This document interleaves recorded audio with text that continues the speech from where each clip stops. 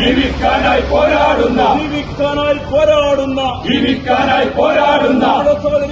ആശാ വർക്കർമാർ നടത്തിവരുന്ന സമരത്തിനെതിരെ സർക്കാർ ഇറക്കിയ ഭീഷണി സർക്കുലറിനെതിരെ കോൺഗ്രസ് നടത്തുന്ന പ്രക്ഷോഭത്തിന്റെ ഭാഗമായി പാനൂർ മുനിസിപ്പൽ ഓഫീസിന് മുന്നിൽ സർക്കുലർ കത്തിച്ച് പ്രതിഷേധിച്ചു.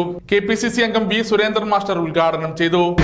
സമരരംഗത്ത് അവരുടെ ആവശ്യം അവരെ അംഗീകരിക്കുക എന്നതൊന്നുമല്ല, അവർക്ക് കൊടുക്കുന്ന തുച്ഛമായ വേതനത്തിൽ മാറ്റം വരുത്തണം. 7000-ഓളം രൂപയാണ് ഇപ്പോൾ ലഭ്യമാകുന്നത്. അത് വലിയൊരു സംഖ്യയാണെന്നാണ് ഇടതുപക്ഷ സർക്കാർ പറയുന്നത്. അവരിതൊക്കെ പറയുമ്പോൾ ഒരു കാര്യം, PSC മെമ്പർമാർ ഉൾപ്പെടെ ലക്ഷക്കണക്കിന് രൂപയാണ് കൂട്ടിക്കൊടുത്തത്.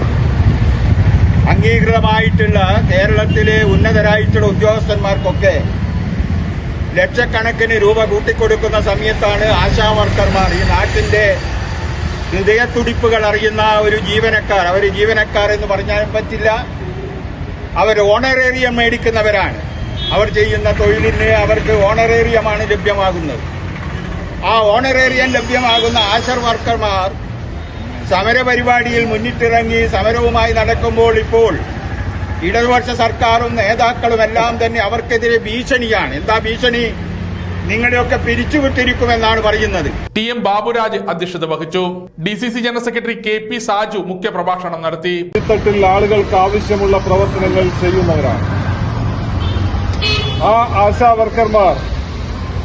ദിവസങ്ങളായി സെക്രട്ടേറിയറ്റ് നടയിൽ നടത്തുന്ന സമരം കണ്ടില്ലെന്ന് നടിച്ചുകൊണ്ടാണ് കേരളത്തിലെ ഇടതുപക്ഷ ജനാധിപത്യ മുന്നണി ഗവൺമെന്റ് മുന്നോട്ട് പോകുന്നത്. ഇവിടെ നേരത്തെ ആളുകൾ സൂചിപ്പിച്ചതുപോലെ PSC അംഗത്തിന് 1,60,60,000 രൂപയുടെ ശമ്പള വർധനവാണ് കേരളത്തിൽ നടപ്പിലാക്കിയിരിക്കുന്നത്. TT Rajan, TK Ashokan, P Suresh Babu, Khalid Pilavullathil തുടങ്ങിയവർ സംസാരിച്ചു. സമഗ്ര ന്യൂസ് പാനൂർ.